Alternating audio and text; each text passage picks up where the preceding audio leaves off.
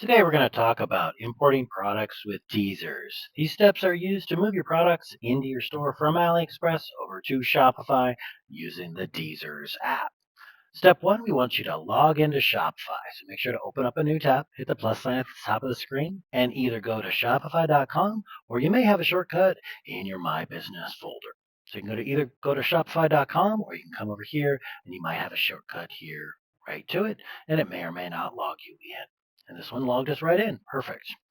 The second step is we want to click the apps button on the left side of Shopify and then click on the DSers AliExpress drop shipping in the top center. So right over here where it says apps, we're going to click on that.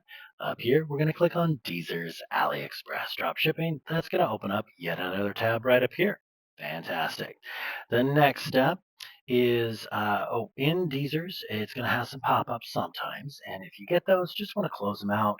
Those are all things that ads for things that you don't need. We're going to use the free version of DSers. So, okay, no ad pop-up this time. And then you're going to open up another new tab, and we're going to either go to aliexpress.com or use the shortcut to sign in. So yet again, the plus sign to open up a new tab, or we can go to aliexpress.com. Just remember, if you are not logged in already, you want to log in with that Google G and your business Gmail. Do not use an email and password. Excellent. The want to make sure that you keep all three tabs open to properly import without data errors. So that's going to be your Shopify, your DSers, your AliExpress. Make sure to keep all of those open. Next, on AliExpress, you want to click on where it says name. It has your name there. And you want to click on the drop down and click on where it says wish list. So if you have a pop-up like this, avoid that orange one right there and go right underneath it. A little hard to see. There's an X behind it. Go ahead and click on that. Then up here in the top right where it has your name, go click on account and then come down here to wish list. Now we have all three things open and we can see the products that we are about to import over. So the next step is we're going to click on the picture of the first product and it's going to open up in another new tab. So we have the AliExpress wish list here. If we're going to click on this one, it's going to open up yet another tab up here and it's going to be just for this specific product. And we are suggesting that you only import one product at a time. So finish all the steps 6 through 38, and then import the next product. Attempting more than one at a time can cause errors like duplication of the same product. Okay, on the AliExpress tab that opened up when you clicked on the image, we want to verify all of the following. This is your chance to make sure that the products that you put on your wish list were there correctly. Also, it's possible they may have changed. They might be out of the US inventory or things like that. So you want to make sure that it's still accurate. First thing, make sure that it costs over $5. This product, it costs over $5. It's $24.58. We want to make sure that it says free shipping and the exact words from United States. Over here, up in the top right corner, there it says free shipping. Doesn't show what the shipping cost is, but if you click on that line right here below free shipping, go ahead and click on that. It's going to bring up a pop-up, and as long as at least one of the options says free shipping from the United States, you're good to go. If it says free shipping and doesn't show where it's shipping from, that's probably shipping from China. It is shipping from China. You want to avoid that. But this one's good because at least one option has the product sitting in a warehouse in the United States. If it shows the inventory, want to make sure that that inventory is over 20. If it doesn't show the inventory, that's okay. So down over here, you can see we have lots of different variants, purple, large, and you can see the quantity over here. We have over 200. There are a couple over here that are sold out with that particular small, whatever color that is. But all the rest, there's 199 there, 198, sold out, 100 and 200, and so on. So definitely lots of inventory that we can work with. It's okay if a couple of variants are out of stock or low. Then we're going to confirm that the rating for the company is over 85%. Most likely you're going to have to scroll down, and you can see right here, we're trying to get to the section that says store. You can scroll down manually, or you can just click right there where it says store, scroll up just a little bit, and you want to make sure that it's over an 85%. Perfect. So this product fits all the criteria, and now if it's all 5 of those criteria, and now we're going to be able to click on the orange Add to DSers button. So over here, we're going to click on this Add to DSers button. making sure that the Shopify and the DSers is open. Click on that. There's going to be a little pop-up up here, and it was a success. You can see that green check mark. Click on the green open import link in the top right. So up here, you can see right here, we have an open import link. We click on that, it's going to open you right up to DSers and have that product right there. Sometimes you might have to hit the refresh reload button to get that product to show up. Okay.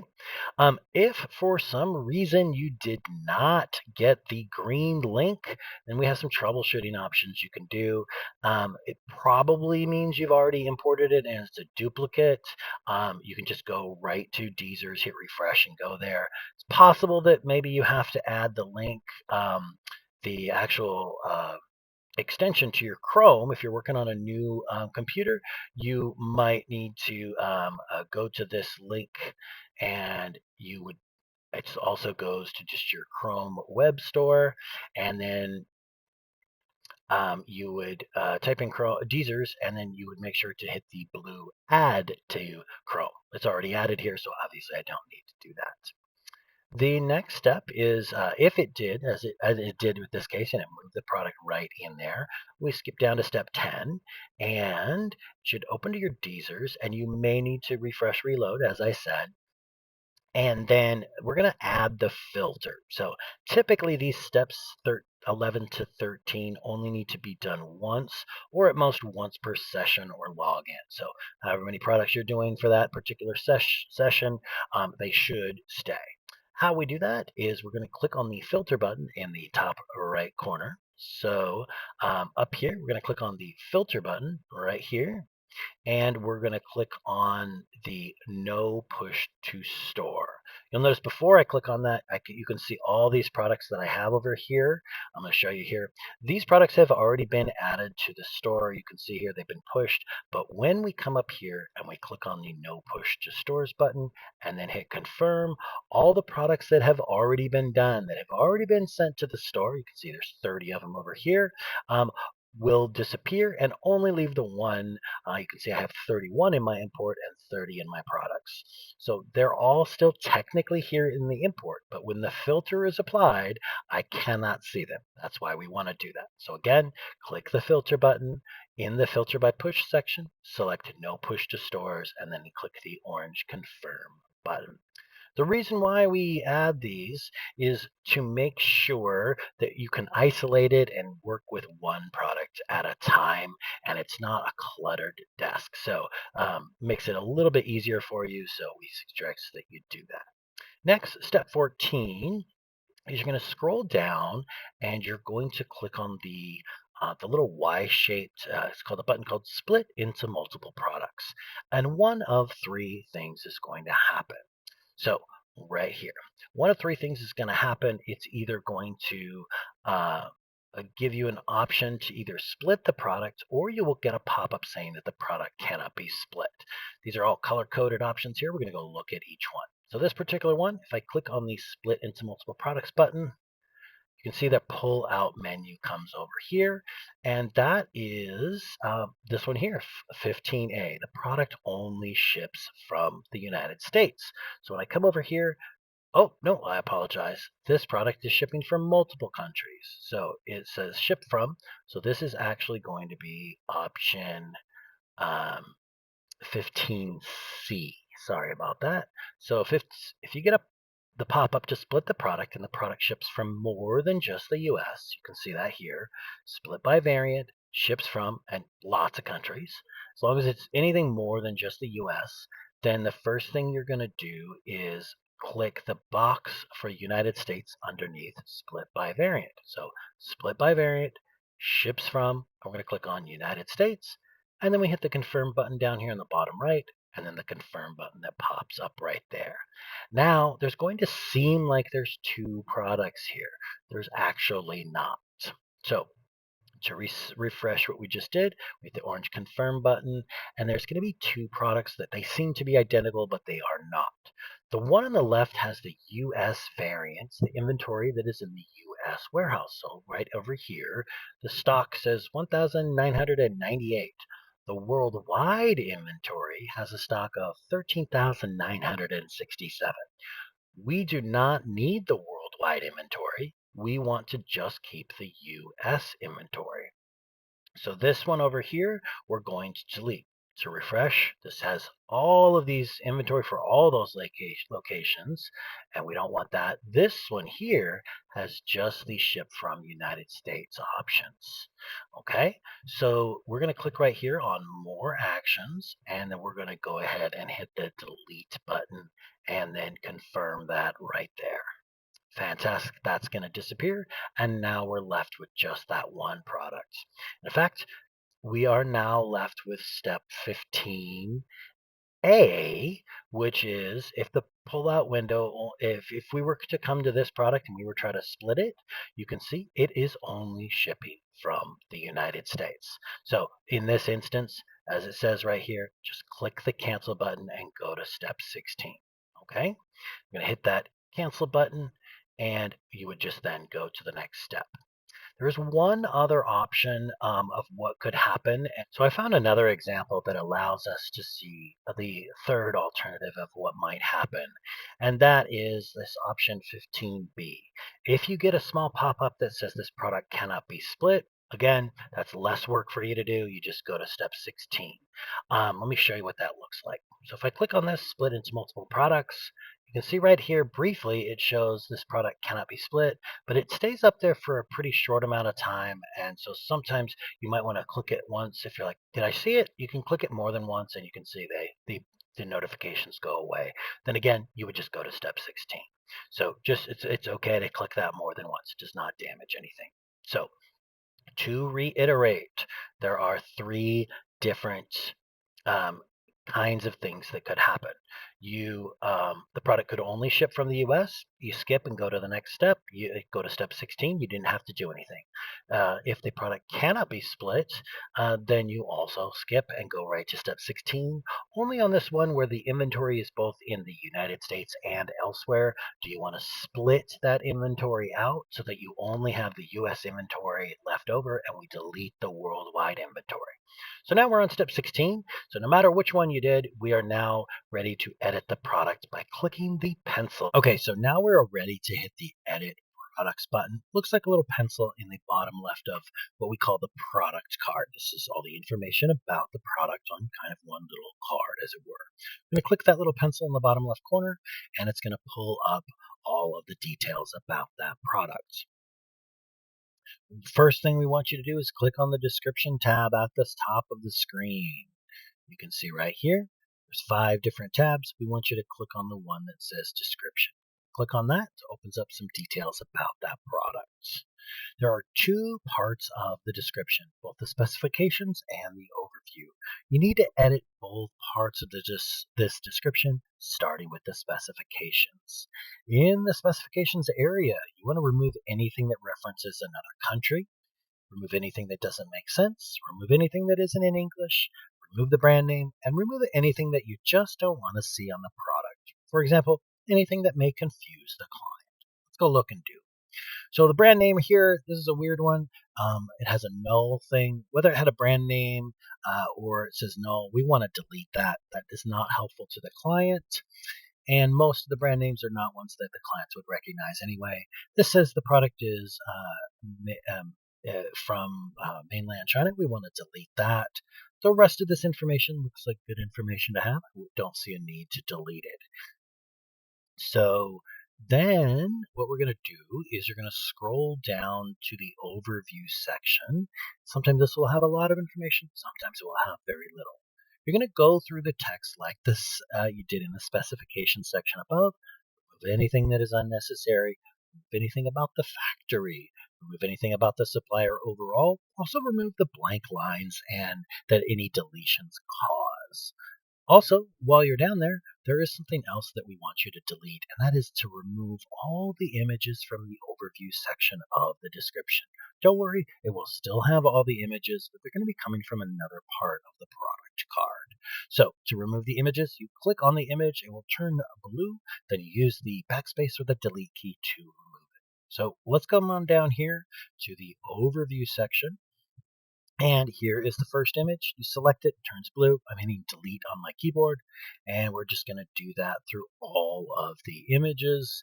Usually goes pretty quick, even if there's quite a few.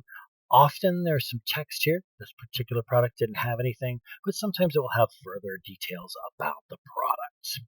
Okay, the next step is after you have removed from both the specifications and the overview sections all the necessary information, the extra lines, and the images, then you can click on the Images tab at the top. You can see over here, we're going to click on that one right there. What those numbers mean after it is currently only 19 out of 33 potential images that you could import to your store are selected. If you click the checkbox, that removes it from being imported. And if you click the checkbox again, that adds it to the products that will be imported into your store. We do have some criteria on why you would want to keep images or why you would want to get some. We always want to keep the variant images on any product. Also keep anything that says cover images as well. So you can see this one has the cover image, shows kind of the product in use with a couple of different colors of the product. And you can see down here, this says variant image and on all of these products. So we want to definitely include anything that says variant. Here's the short answer why. So you can see over here with this specific product here, this product comes in multiple sizes. So if you click on here, it changes the quantity. It sometimes changes the cost as well, but obviously it changes the photo. So if people are going to want this one, they want to know what the image looks like and also, of course, what the cost is. So this purple one, that's the small size, costs less than this large one. For the functionality of your website to work, when you click on it, it will be the text here instead of the small images. But to get the large image to change and get the price to change, for the functionality of your website to work, you have to click keep anything that says variant image or cover image. Okay? We do not want you to have any images that talk about the supplier, or that talk about the shipping methods, or that talk about the warehouse, or that talk about the price of the products. We also do not want you to keep any images that are stretched out weirdly. You can see some of these here. Those are not good images to keep. It's not very helpful to people. It would look unusual on your website. We do not want to keep any images that talk about what payment methods are accepted, and we do not want to keep any images that are duplicates. That's usually where the extra images are coming from. You can see here, there's some extra details. Is that necessary for you to make an informed decision about the products? I could see this part of it. If you wanted to on this particular one, sure, you could show maybe one of those that shows the inside and how it buckles up. I don't know that you need all of those. But there is one thing that I would suggest, and that is you want to check for additional images that you may want to add. Often the image that isn't automatically selected is the sizes dimensions image. So you'll notice over here, this one actually was not selected. So you can see here they have the two different sizes and they have this size right there. I would select that one. So I think we started off with 19. We're going to end up with 21 out of 33. So that's great. Now that we have selected your images, we want you to click on the Products tab in the top left. Notice it right up here. Now the trick is when you open this up to edit the product, it's going to start here. We want you to start with the description and then go to the images before you come back to here. Because if you start editing this title, as we're about to have you do, before you do these, you will most likely forget to check the description and the images. So always start at description, go to images, and then come back here to products. So on the products tab, you want to edit the title to be about 8 words or so in length. You want it to be a quick indicator for the customer what the product is without too much detail. They're going to see the detail in the product description and the images. So take the really big long title and shorten it down. For example, this one says 2 sizes. They won't need to do that because they're going to be able to pick among those variants. So we're going to say classic backpack. It says men and women, so we could remove that. So I think we could go classic I think what we'll do is go classic large capacity backpack, because even those ones that are small are pretty large capacity. You can tell the difference right there. So you can see that right there. The next step is we're going to scroll down and choose a collection to put your product in and organize the product on your website. And then you're going to click please select collection underneath the word collection. So down here, there's a little text that says pre-select collection. Click in that, and then you'll have a list of products. There is a scroll bar within that. You may need to scroll up and down to find the collection that is the most appropriate. I think in this instance, although obviously a backpack can be used for hiking, we do have a collection just for backpacks, so I would only put it in that specific collection. While, yes, it is possible to put products in more than one collection, my suggestion is always try to get the product in the least number of collections, but at least one collection, so that the product is in your store, but it's not duplicated too much. If people go to one collection of your store, they look through the products, and then they go to another one, and they see a lot of repeats, they're going to think they've already seen all those products. So it's okay to, on occasion, put them into different collections, but you want to use that sparingly. Okay. Then the next step is when we have this little pull down menu, we cannot click that save button right down here, or we should not rather. What we want to first do is click in the white area to the side of that, make this pull down menu go away. And what that does is that locks that in. Then and only then do we want to hit the save button on the bottom right. I'm going to do that now. So to reiterate, select the most appropriate collection. You can scroll down through them, click the blank space to the left to lock it in, and then click the save button on the bottom. Next, what we want you to do is click the orange push to store button. You may need to hover your mouse over the product to get the button to appear. This time it is showing, kind of looks like a little crock pot or perhaps a wrapped present. I think it looks more like a crock pot. We're going to go ahead and click on that, and you can see it's labeled the push to store button. When you pull that up, there's some options here. We want to make sure that you check the box to the left of also publish to online store. If it's already selected, then leave it. Typically, it should say check marked after you do the first one. So you want to make sure that this right here is check marked. I've already done some products here, which you can see it's now still selected. And then you just click on the push to stores button in the bottom right corner. And then you want to be very patient. You want to let this get all the way to 100%. We're looking for a green check in the top center of this pop-up. So there it is. There's the green check. Once we get that, then we can click the little X in the top right corner. So again, to reiterate, you click on the push to store and you hit the no publish to online store. If when you click that button, there was an error that came up. There is some troubleshooting steps in here. All these blue steps here, steps 31A to 31G. We're not going to cover that in the video. Basically, if a product has over 100 SKUs, 100 colors or variants, then you would need to reduce that down to be less than 100. And this shows how to do that. We're not going to cover that right now. It's very rare that that happens, but we did want you to have that in writing. The next thing is after clicking the push to store button, as we said, we wait for the product to fully load to get to 100% and get that green check mark, and then we close it using the X in the top corner. And now we probably still have the AliExpress tab with just that product that we had. That's just this big backpack. What we want to do is close that tab by clicking the X. That should leave us with just the AliExpress wish list, as we do have it here. If you needed to get back to that again, you come up to your name and you scroll down to wish list. This product is still here on our wish list. What we need to do now is click the delete button to delete just that product. Don't delete more than that one. Then you want to click the delete on the pop-up that comes up. And lastly, you want to hit the refresh your page by clicking the refresh reload button up in the top left corner. So let's go do all that. Here is this product that we just did. We're going to hit delete. We're going to hit the delete button again. And then it's really, really, really important you hit that refresh reload button up in the top left corner. It looks like an arrow kind of circling in on itself. and that's right there.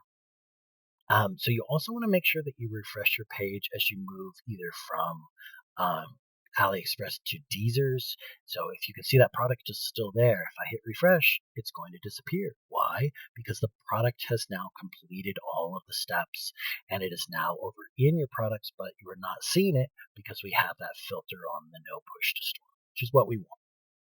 Okay, so then what you're going to do is you're going to go to the next product and repeat steps 6 to 38 for each product. We strongly suggest that you only do these one product at a time.